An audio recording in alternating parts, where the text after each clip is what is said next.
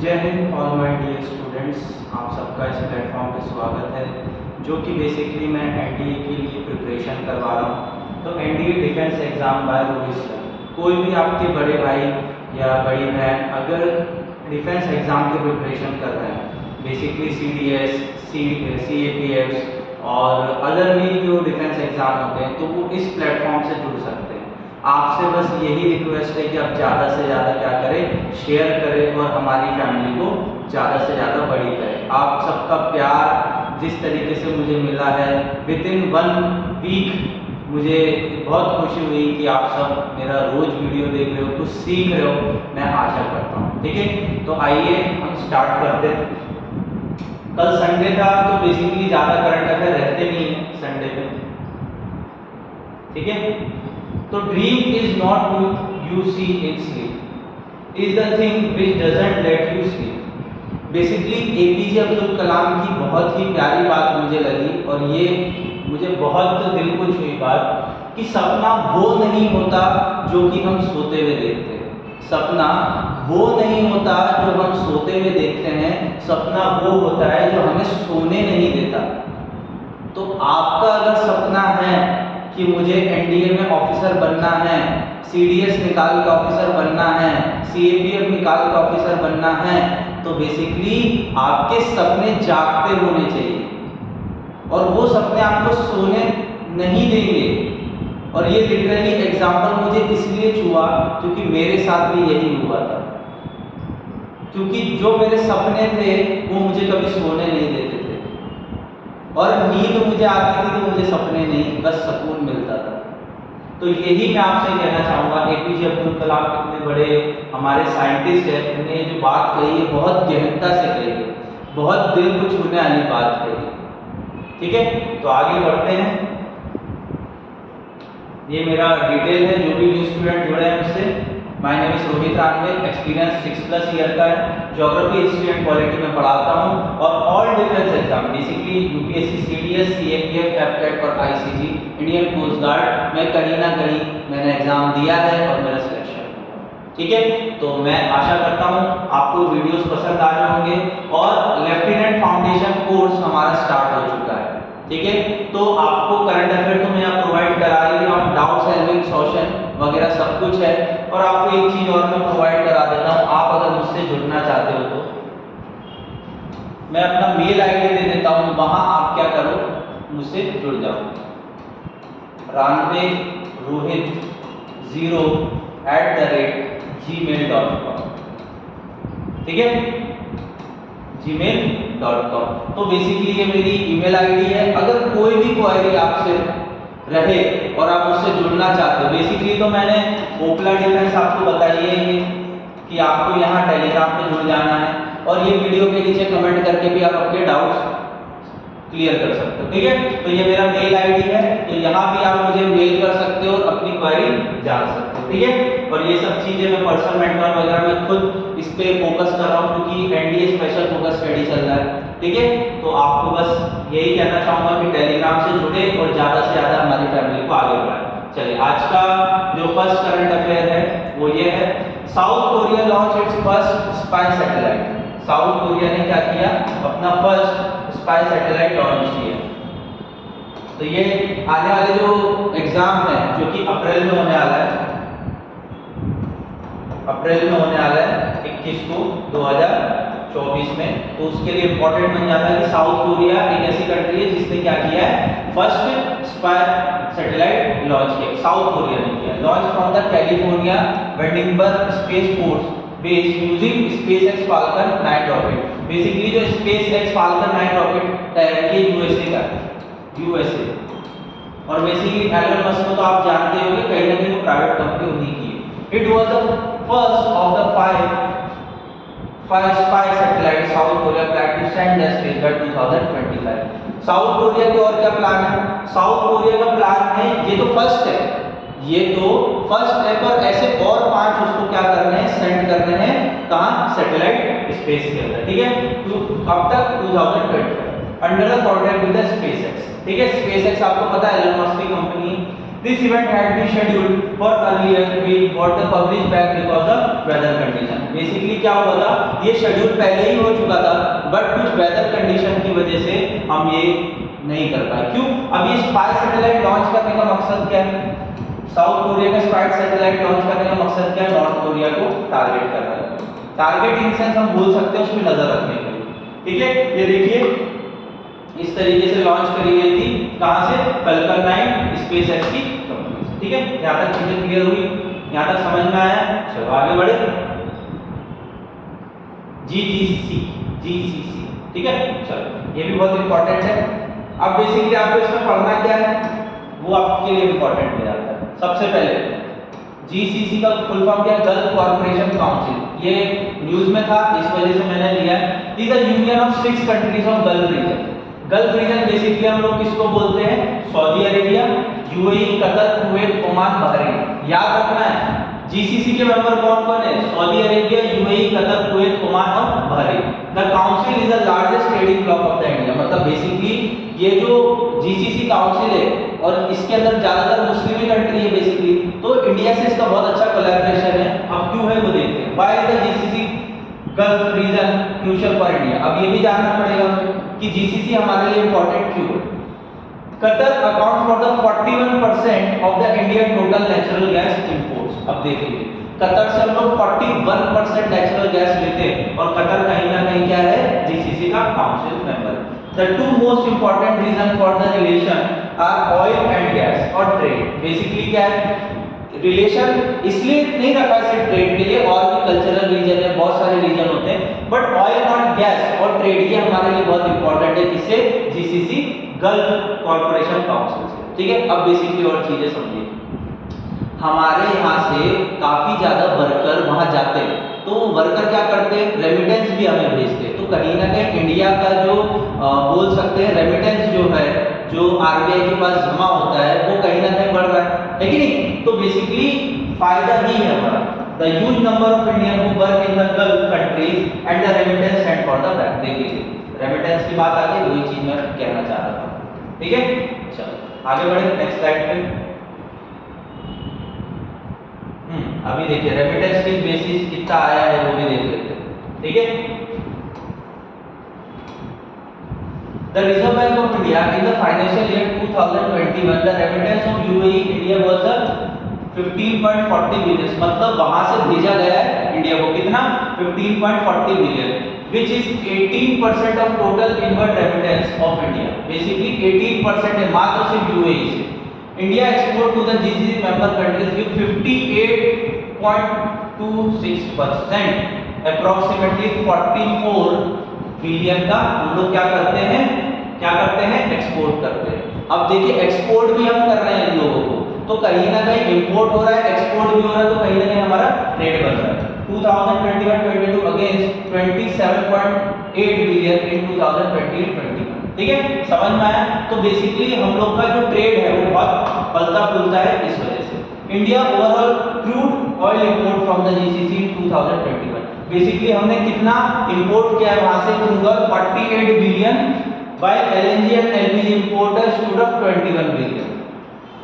Oil 48 billion है और LPG और एलएनजी कितना है? 21.22 बिलियन है। ठीक है, यहां तक समझ में आया? देख लीजिए ये रहा कुवैत, ये रहा ईरान, ये रहा ये ईरान वाला रीजन हो गया, बहरीन हो गया, कतर हो गया, सऊदी अरेबिया हो गया और ये यूएई हो गया और वो ओमान हो गया, और ये रहा पर्शियन गल्फ। ठीक है, और ये रहा गल्फ ऑफ ओमान। तो आपसे क्वेश्चन पूछा जा सकता है गल्फ ऑफ ओमान से कौन सी कंट्री टच है? तो ओमान और ईरान। ठीक है, पर्शियन गल्फ से कौन कौन सी कंट्री टच है? Saudi Arabia, Qatar, Bahrain, Iran. ठीक है, और कुवैत। तो आपको ये सब क्वेश्चन याद करने पड़ेंगे। ये मैप बहुत इंपॉर्टेंट है, इस वजह से मैंने डाला। ठीक है, पर्शियन गल्फ में कौन कौन सी कंट्री कनेक्ट है आपसे डायरेक्टली क्वेश्चन पूछा जा सकता है। जब हम क्वेश्चन करेंगे तो हम देखेंगे, और दूसरी चीज मैं टेलीग्राम पे क्वेश्चंस डालता रहता हूं, आप वहां जाके भी विजिट कर सकते हैं। ठीक है, चलो आगे बढ़े। हाँ चलो, India sector in 2030 shift to the renewable and the coal decline. Basically क्या है इंडिया का टारगेट? इंडिया का टारगेट है हमको क्या करना है? कोल का रिडक्शन करना है, यूज करना है। ठीक है, तो basically recently the central electricity authority ministry of power, किसके अंदर आ रहा है, ministry of power, release a new publication report of optimal generation mix 2030 version, जिसे हम क्या बोल रहे हैं 2.0, मतलब सेकंड वर्जन। किसने लॉन्च किया, मिनिस्ट्री ऑफ पावर ने, उसके सब कौन है, सेंट्रल इलेक्ट्रिसिटी अथॉरिटी, ठीक है। The coal share in the power mix project decline for 73% in 2022 to 2023। अब क्या है, और टारगेट हमारा क्या 55% तक लेके जाना है। अभी बेसिकली हम लोग कोल कितना यूज कर रहे हैं 73%, उसको 2030 तक हमको 55% लेके जाना है। कोल हमारी सोसाइटी में कहीं ना कहीं बहुत इंपॉर्टेंट है, क्यों, क्योंकि बेसिकली हम क्या कर रहे हैं, कोल से एनर्जी डेवलप कर रहे हैं, ठीक है। चलो, solar energy, the projection indicate the quadrupling of the solar capacity from the 109 gigawatt to 392 gigawatt 2000। देखो याद रखना, क्वेश्चन नहीं पड़ता है कि इंडिया का क्या टारगेट है 2030 तक सोलर एनर्जी के लिए, तो 392 गीगावाट लेके जाना है, ठीक है। अभी कितना है 109 gigawatt. Projection for the large hydro power wind energy modest in the future power of the mix. Basically क्या है, हम फ्यूचर में हाइड्रो पावर विंड एनर्जी पे भी फोकस करना चाह रहे हैं। देखिए बेसिकली जो इंडिया है वो ट्रॉपिक ऑफ कैंसर से गुजर रहा है, और कहीं ना कहीं बहुत सारे हमारे स्टेट है जो कि ट्रॉपिक ऑफ कैंसर से गुजर रहे हैं। बेसिकली 8 स्टेट है, आपको कमेंट करके बताना मुझे नाम, ठीक है, ट्रॉपिक ऑफ कैंसर से गुजरने वाले। Renewable sources including small hydro, pump bed hydro, solar wind and biomass are the exception for account for 31% of the power mix 2030। Current कितना है 12%। मतलब बेसिकली ये सब चीजें जो small hydro pump, solar wind और बायोमास से हम लोग जो एनर्जी बना रहे हैं वो मात्र 12% है, और 2030 तक हमको क्या करना है 31% तक लेके जाना है। तो यहाँ मुझे लगता है आपको समझ में आ गई होगी, चीजें क्लियर हो गई होगी, ठीक है। चलो आगे बढ़े, नेक्स्ट आगे इसके और फीचर देखते हैं और क्या क्या है।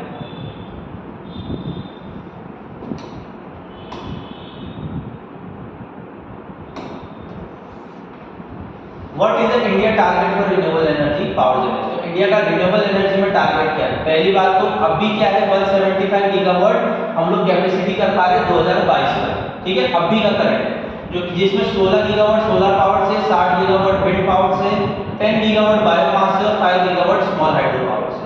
अब 2030 का देखेंगे, अभी तो ये 2022 तक का है, ठीक है। तो 500 गीगावाट नॉन फ्यूजिल एनर्जी बाय 2030। हमारा 500 गीगावाट का सपना है, कितना 500 गीगावाट का सपना है 2030 तक का।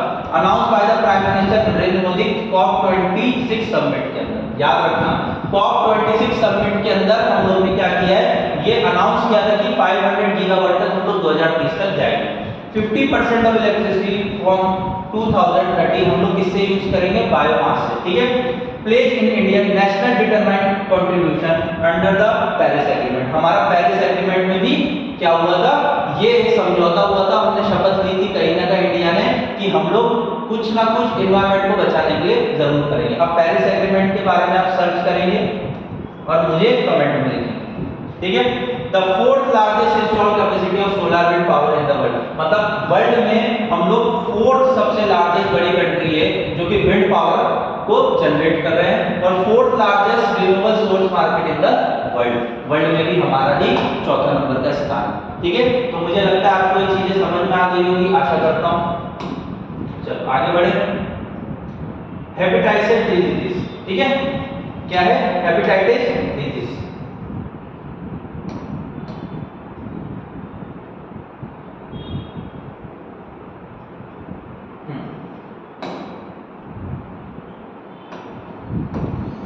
हेपेटाइटिस की साइंस और टेक्नोलॉजी का क्वेश्चन है, ठीक है। वर्ल्ड हेपेटाइटिस डे कब मनाया जाता है 28 जुलाई। याद रखना ये क्वेश्चन रिपीट होता है, ठीक है। और इसका थीम क्या है, वन लाइफ वन लिवर। इसका थीम क्या है, one life one liver. World hepatitis day कब मनाया जाता है 28 जुलाई को, और इसका थीम क्या है 2023 का क्वेश्चन पूछेगा तो one life one liver. What is hepatitis, hepatitis क्या होता है। The world hepatitis refer to any inflammation of the liver to irritation और swelling of the liver cell from a causing. मतलब बेसिकली जो सूजन हो जाती है कहाँ हमारे लिवर में, तो उसी का कॉजेज है कि हेपेटाइटिस हो जाता है, ठीक है। It can be acute inflammation of liver present with the sickness, jaundice, fever, vomiting or chronic inflammation of the liver last more than 6 months but is essentially showing no symptoms. Basically क्या होता है, हमको 6 महीना हो गया है, अभी भी हमको कोई सिम्टम्स नहीं दिख रहा है, बट आप अगर चेकअप वगैरह कराएंगे तो शायद आपको क्या पता चल जाए कि आपको हेपेटाइटिस हुआ है कि नहीं। इसमें सिकनेस हो जाता है, जॉन्डिस हो जाता है, फीवर हो जाता है, वॉमिटिंग्स होने लगती है, काफी सारी और भी चीजें क्रिएट हो जाती है। ठीक है, अब इसके कुछ प्रकार है, ठीक है, और बहुत सारे वेराइटीज है हेपेटाइटिस की, वो देखते हैं। Hepatitis A is a virus, it is an inflammation of liver that cause the mild to severe illness. मतलब क्या होता है हेपेटाइटिस के अंदर, बेसिकली आपको क्या बहुत मतलब एक लेवल, एक्सट्रीम लेवल पे आपको क्या हो जाएगा, सिकनेस होने लगेगा, मतलब बीमार आप फील करो। ठीक है, almost everyone recover fully from hepatitis A with a lifelong immunity. Basically क्या होता है, अगर हेपेटाइटिस ए हुआ है तो आप रिकवर कर सकते हो, लिवर को आप हेल्दी बना सकते हो। ठीक है, अब देखते हैं आगे। हेपेटाइटिस ए से तो हमारा छुटकारा हो सकता है, पर दूसरे हेपेटाइटिस से बच सकते हैं। चलो आ जाइए हेपेटाइटिस बी, ये बहुत इंपॉर्टेंट है। Hepatitis B, hepatitis B virus is a viral infection that attack the liver and cause both acute and chronic disease. Basically क्या होता है कि हेपेटाइटिस बी जो है वो क्रॉनिक डिसीज है, मतलब माता पिताओं से फैल सकता है। ठीक है, it was a commonly transmitted from mother to child, मतलब बेसिकली माता से क्या फैल सकता है, हेपेटाइटिस बी बच्चे को फैल सकता है बर्थ के टाइम पे, childhood, during sex and infected partner unsafe injection. Basically क्या होता है, सेक्स के दौरान हो सकता है, इन्फेक्टेड पार्टनर अगर उसको हुआ हुआ, जैसे मेल को हुआ या फीमेल को हुआ है, उससे भी हो सकता है, और अनसेफ इंजेक्शन मतलब किसी सिरिंज को दूसरे सिरिंज में यूज कर लिया हो तो उससे भी हो सकता है क्या, हेपेटाइटिस बी। मुझे लगता है बहुत खतरनाक है। अब आते हैं hepatitis C. The virus can cause both acute and chronic hepatitis ranging severity from mild illness to serious. मतलब बेसिकली हेपेटाइटिस सी में क्या होता है, पहले माइल्ड सिम्टम्स आएंगे, उसके बाद क्या होगा, सीरियस होगा। Life long illness including liver chronic and the cancer. Basically hepatitis C जब होगा तो लाइफ लॉन्ग के लिए हो सकता है, जिसमें आपका क्या हो जाएगा, कैंसर तक की बीमारी भी आपको झेलनी पड़ सकती है। It is a blood born virus and most infected upon the exposed unsafe health care, blood transfusion, injection, drug and sexual practices. मतलब अगर आप अनसेफ सेक्सुअल प्रैक्टिसेस करते हैं या इंजेक्शन ड्रग्स लेते हैं, ब्लड ट्रांसफ्यूजन हुआ है, कहीं ना कहीं सामने वाले व्यक्ति को इन्फेक्शन हुआ तो आपने उससे ले लिया, तो कहीं ना कहीं क्या है, हेपेटाइटिस सी उससे हो जाता है। अब आ जाते हैं हेपेटाइटिस डी वाला। It is a virus that require hepatitis B virus for the replication. मतलब बेसिकली हेपेटाइटिस डी वायरस को क्या चाहिए, हेपेटाइटिस बी वायरस रेप्लिकेशन के लिए। It affect globally nearly 5% of the people who have the chronic infection HPV, hepatitis B and D can affect people together. Basically अगर जिस व्यक्ति को बी हुआ है तो डी भी होने की पूरी संभावना है। ठीक है, और ये क्रोनिक डिसीज होता है, माता पिताओं से आपको मिल सकता है। ठीक है, this is more common in native peoples, dialysis patient and drug user. मतलब बेसिकली किसको हो जाता है, जो डायलिसिस पेशेंट है, जैसे कि हार्ट की जिसकी सर्जरी हुई है या तो किडनी का डायलिसिस मशीन लगी हुई है, तो उनको होने की संभावना ज्यादा होता है। Having both virus is very bad for the liver and cause cancer or death. B और डी, हेपेटाइटिस बी और डी क्या कर सकता है, कैंसर भी उत्पन्न कर सकता है और आपके डेथ भी कर सकता है। अब आ जाइए hepatitis E virus. It is an inflammation of the liver caused by infection with the HIV. It is found world wide but most common east and south east Asia. Basically जो hepatitis E है वो कहाँ मिलेगा, east and south east Asia में मिलेगा। This virus is transmitted by the fecal oral route, principally via the communicated water. Basically east और south Asia में बोला है, बेसिकली अफ्रीका वाले रीजन में भी हो सकता है, इंडिया वाले रीजन में भी हो सकता है, इंडोनेशिया, मलेशिया, वहाँ भी ये वायरस ई आपको मिलेगा। और ये फीकल ओरल रूटीन, मतलब बेसिकली आप जहाँ से आपका फीकल करते हैं वहाँ से भी हो सकता है और आपके माउथ से भी हो सकता है, तो कहीं से भी आपको ये वायरस घेर सकता है। तो आपको बी सेफ रहना है, हाइजीन मेंटेन रखना है और हेल्थी रहना है। ठीक है, चलो आगे देखें। अब आया था साइक्लोन मिचांगू, अरुणाचल प्रदेश में आया, तो आंध्र प्रदेश में आया सॉरी, और सबसे ज्यादा इफेक्ट हो रहा है कौन, चेन्नई। देखिए समुद्र की लहरें उठ चुकी हैं, कभी भी कुछ भी हो सकता है। Cyclone Michaung Andhra Pradesh heavy to very heavy rainfall are predicted in the coastal district of Andhra Pradesh in December 5. Basically अनुमानित लगाया जा रहा है कि दिसंबर 5 तक ये क्या किया जाएगा, यहाँ तक पहुंच जाएगा। India meteorological department IMD said the depression of the southern bay of the Bengal intensified the cyclonic storm. Basically आपको ये याद रखना है कि बे ऑफ बंगाल में बेसिकली बहुत सारे साइक्लोन्स आते हैं, जिसमें से क्या नाम है, साइक्लोन मिचांगू आंध्र प्रदेश को हिट करने वाला है। तो बेसिकली चेन्नई वाला जो कोस्ट है वहां कहीं ना कहीं रेड अलर्ट जारी कर दिया गया। National disaster response force NDRF had 18 teams available to the Tamil Nadu, Andhra Pradesh, Odisha, Pondicherry and 10 additional teams have been keep ready rescue relief from the Coast Guard, Army और Navy।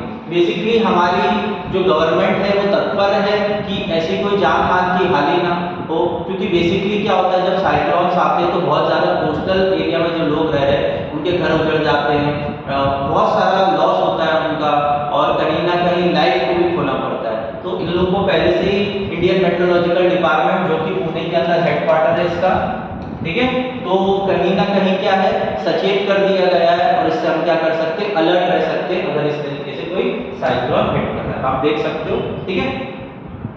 अब आ जाते हैं hierarchy of command in Indian army. मैंने Telegram group पे भी send कर दिया है। तो बेसिकली हायरार्की क्या होती है, बेसिकली आर्मी के अंदर रैंक्स होती है, रैंक्स के ऊपर हायरार्की होती है, ठीक है। कि जैसे कि बेसिकली कोई व्यक्ति ज्वाइन करता है एनडीए के बाद आईए में 4 साल कंप्लीट हुए उसके बाद वो क्या करेगा कि वो जाएगा आपका क्या कहते हैं लेफ्टिनेंट बन जाएगा आपके, बेसिकली लेफ्टिनेंट से फिर बनेगा कैप्टन, कैप्टन से क्या बनेगा मेजर, मेजर से लेफ्टिनेंट कर्नल, कर्नल, तो इस तरीके से हायरार्की बनी हुई है। तो chief of the army staff